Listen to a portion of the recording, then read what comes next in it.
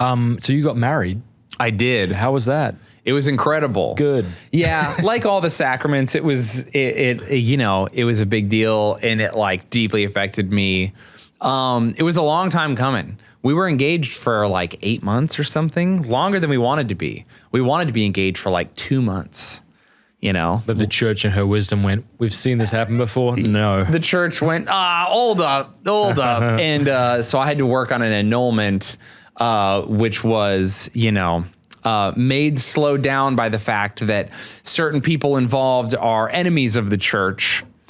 And so they purposefully made it more difficult than it needed to be. Oh, because they were seeking information from your friends and family? Or? Because the church, before you became Catholic. So for those of you who don't know, it would be interesting if you got this far into this podcast and didn't know how Catholicism works. But if not, and I'm sure there's lots of people, when you get married in Catholicism, I affectionately call it being super married. Yep. Because I grew up with the secular no-fault divorce version of marriage as the version of marriage that you seek, which is to say a legal contract that is incredibly temporary and has almost no consequences to using. I actually just made a YouTube video where I thought a bunch of people would be mad at me about my opinions on marriage. And a few secular people were like, no, I agree with you. Where I was like, no-fault divorce is bad. There's no point in getting married. Being married is simply like a temporary legal contract. It's insurance. You're getting married for insurance, And so anyway, when you're married in a Catholicism, you are married. You are not leaving that marriage. There are no escape hatches but death. Yeah. It's like, I wish I knew more about World War II tanks. It's like being in a Sherman on the Eastern Front or something. No, there were no Actually, no, there were Shermans on the Eastern Front because of the Lend-Lease program. So actually, that's a correct statement. It doesn't matter. Listen, I've been watching a lot of World War II documentaries. I really wanted to sneak some tank talk into here. You did it. I got no idea what's happening, but I'd like you to text me some links to some of these documentaries so I too can sound educated. They're really fun. In any case, I got distracted by tanks and I lost my train of thought of what I was just talking about. Marriage, no escape hatch. No escape hatch. So I'm super married. And so I had been previously married. I had a secular marriage that wasn't real.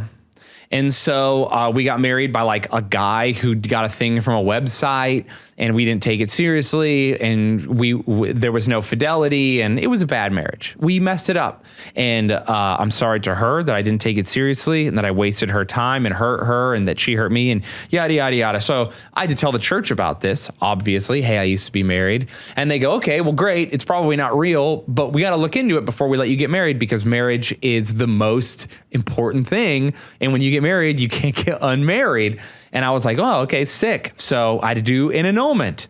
All right. So that's an annulment is basically the church investigating what is maybe a previous marriage, and they will bring you the findings. You either are married, which in that case, you're married. Yeah, you're married. Mm-hmm. You're just married. Or that marriage wasn't valid. So they'll annul the marriage in the eyes of the church, allowing you to say, hey, you're good to go. And then they will grant you a marriage. Right, which is just a statement that you weren't married to begin with, for those at home. A declaration of nullity. Exactly. There was no marriage. Exactly. There was no marriage. So now people are caught up because I have a feeling the last couple times I've done this podcast, a bunch of secular people had a lot of questions for me after. So anyway, so there's that. So I had to get an annulment, but the person I was previously married to is like, deeply involved in things that are negative, witchcraft, things like this. And so I had a weird go of it, but we put in the time, the frustration, the work, we made it happen. And thank God we did, because doing it the right way, and even though it was frustrating to be like, I got to do all these paperwork and get these people in here, the taking marriage seriously, doing the classes, doing everything, going through the process, like by the time we got to marriage, I felt so ready and so like locked in and purposeful, and it just felt good, I was like, we did it. We earned this. We made it happen. It feels good and real. And anyway, it was beautiful. Father Gregory Pine married us. celebrated our marriage with us. So that was great. So we had did he do any of the prep with you, or was he just there for the day of? He didn't do any of the prep. He was just there for the day of. So we went to our diocese and we had to go do the meeting. And for the non-Catholics, there's several meetings and classes you do. Sit down with a priest and he's like, what would you do if he had no money and couldn't have kids? And your wife has to be in front of the priest like, what would I do? That's a crazy question to ask me right now live. Yeah. So that was fun. And so we got married and the sacrament was beautiful. My wedding was perfect, like 10 of 10. It was so good. It was really, really, really wonderful. And then so a married life since, it's been awesome. Like, I'm really enjoying it. I was talking about the security that comes with being like married for real, where I'm like, oh, I'm in a situation where this person can tell me anything and I'm going to be there with them through this. You know what I mean? And then because I'm that committed, it gives me this sort of permission to like be authentically myself. But it also keeps me in check in such a way where I'm like, wow, how beautiful is that? My wife is risking so much to be married to me. Like, what if I turn out to be cruel or I let myself become slovenly or I don't provide? Like, so many things can go wrong with me as a man. And she has like looked at me and said like, I trust you. That is crazy. And so to like also to rise to that occasion. Whereas before when I was married, like, oh yeah, if it goes bad, well, we'll just get divorced.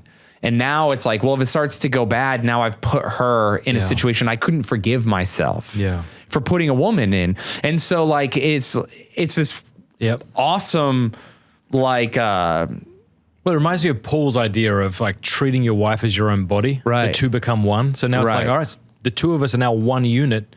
So I need to do what's best for this one unit. Right. Because if I do what's best for me at her expense, I'm actually doing damage to myself. Right. And it's this whole like, and then now it really puts into perspective the way the power structure is supposed to work. Men submit to God, women submit to men, families, the children submit to the wife and the husband. We raise them together. We all look up to God, and then extending out into the community, extending out into the state or the larger community, extending out into the country, extending out into the people, and it's like, oh man, this makes so much sense.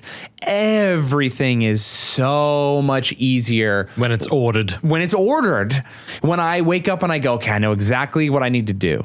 I know exactly who I need to be thinking about, who matters, what matters, get those ducks in a row. Okay, now what else? I got that. Now what? And it like massages your brain, and also to be married is to delete every other woman from existence.